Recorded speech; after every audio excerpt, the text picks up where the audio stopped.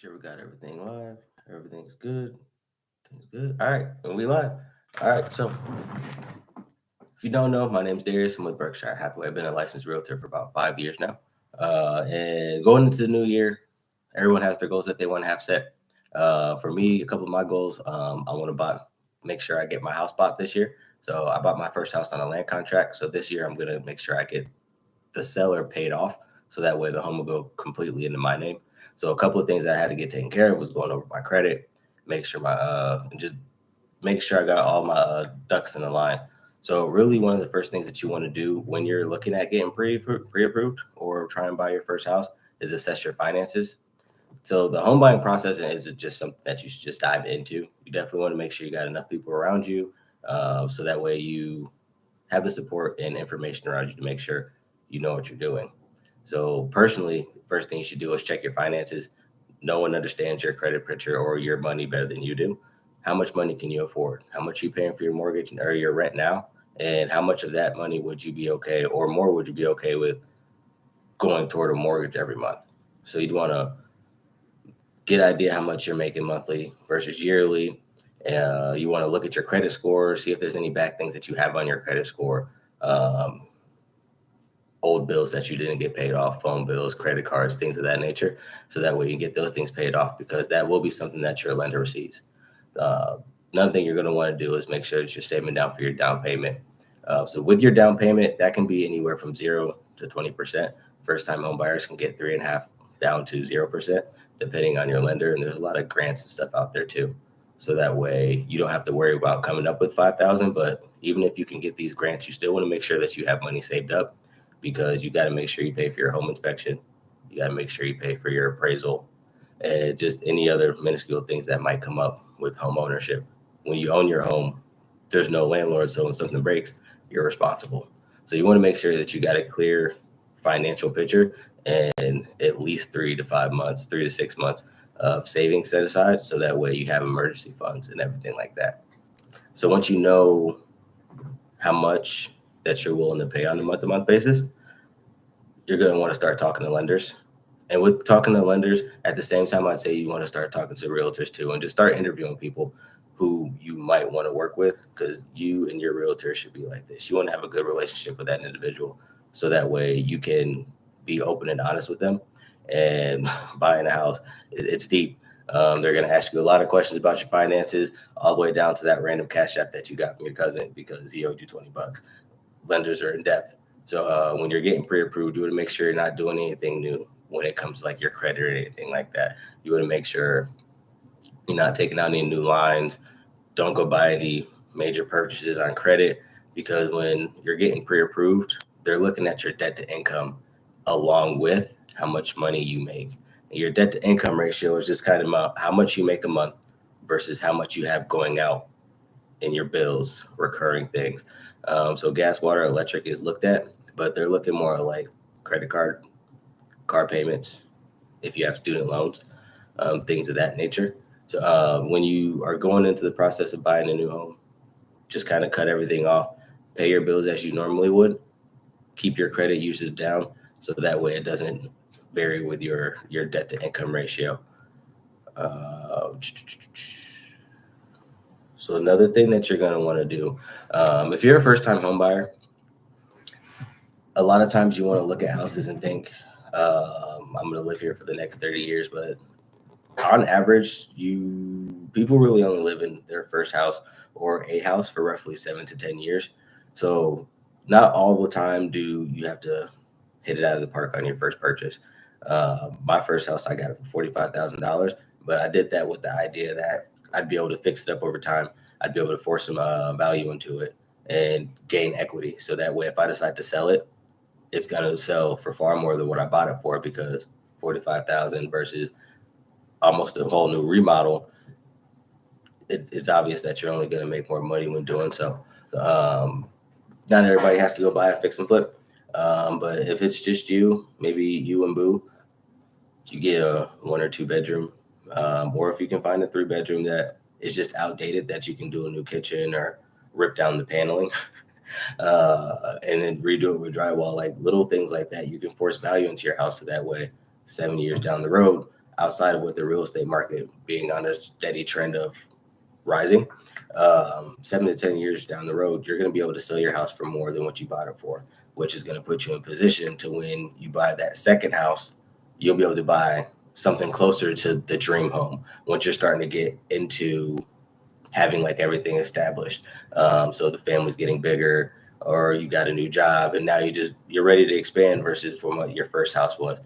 So there's nothing wrong with your first house not being perfect, but if it checks, it's safe, it's close to work, or it keeps you close to like family and everything like that, that's definitely a good option.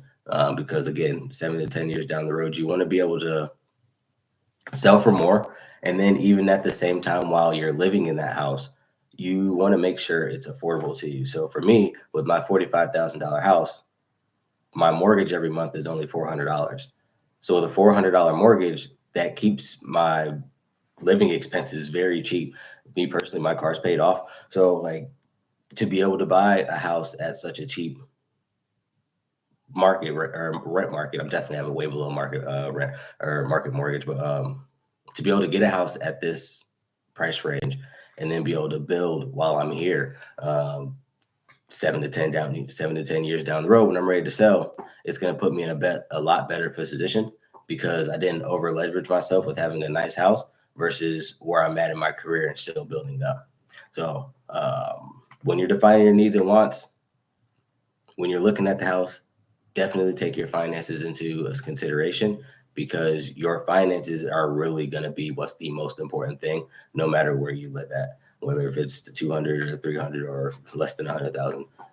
Finances are always going to be it because you want to be able to buy a house, live there comfortably, and then if you decide at the end of the year you want to go to Disney World, you can do so, and you don't have to feel like you got to come home to a bunch of bills that you're not going to be able to afford. So with that, if you have a good lender / realtor on your team and everyone's working as a team, a good realtor won't let you do that to yourself. The way the market is right now, with the interest rates, the way I'm seeing things is for every, I don't want to say it, every thousands of dollars that you spend in the house, it's about $100 for your mortgage. So if we're looking at an $80,000 house, you might be at an $800 mortgage, 90,000, 900, and that's going to vary as the more you go up. But that also varies depending on what your interest rate is. So a lot of people say that interest rates are extremely high right now, but they're up there, but they're not really that high based on like the average over the past 30 years. I believe the average over the past 30 years is closer to like 12 to 15. And right now we're only at low sevens. And I believe that I just seen some lenders are doing them within the 6%. So a 6% interest rate isn't bad, especially if you compare that to what you might see on a car payment or your credit card. You should go read that statement and see what they're charging you on interest. For it to be a long-term investment in your house versus something that you bought on a whim at Dillard's, it makes a lot more sense to have a 6% here versus a 28% here. Don't let the interest rate scare you. Again, with a good lender, a good realtor, and that all being one cohesive unit, a lot of my lenders watch your mortgage. So after 6 months, if the interest rates go down, the lender will call you and be like, hey, so we've been watching this. Just say in June, what we're going to do is you're not going to make your mortgage payment. We're going to set you up for the refinance. And then not July, but August, they'll have you pay that new mortgage payment. But the cost of that refinance is only going to be what you would have paid in that June mortgage. So basically, if your mortgage is $1,000 a month and the interest rates drop, and in August, when it's time for you to pay your mortgage again, you're really only going to pay that $1,000 versus thinking that you're going to be out thousands and thousands of dollars for the cost of a refinance. It's not like that. You just got to make sure, again, you vet your realtor so that way they have the knowledge to help you through these situations, and you talk to your lender about what lender you should use so that way they can help you. So for me, if I take a phone call and the buyer tells me this, that, or the other, I can kind of aim them in a certain direction and say, you might want to talk to this lender because they're good at this, this, and this. So lower credits, there's a lot of lenders out there that's kind of their thing. They work with people who have lower credit, and if they can't get you pre-approved right away, they set you up on a path so that way within the next 3 to 6 months you can get pre-approved. So if you already know what your credit is, I'm just going to caveat real quick. If you know what your credit is, in my Instagram and the link in my bio, I believe the first and second links are my free credit repair ebook and my credit repair template.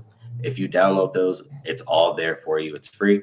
It's on my website. Just download it. It's free. Get it and just read through there. And if you have things on your credit that you want to get removed, it'll give you a step-by-step guide on how to get that step wiped out. If you don't want to do it that way, just send me a DM. And I have someone that I can give you a contact to, and they can do it for you. That's how I did mine, because again, going into the new year, I knew there were some things I need to get cleaned up. So why wait till the first? If I can do it at the beginning of this month and get my credit cleaned up, my score has already jumped roughly 80 points. So when I go talk to the lender again to get my house, he's going to look at me and say, what the heck did you do?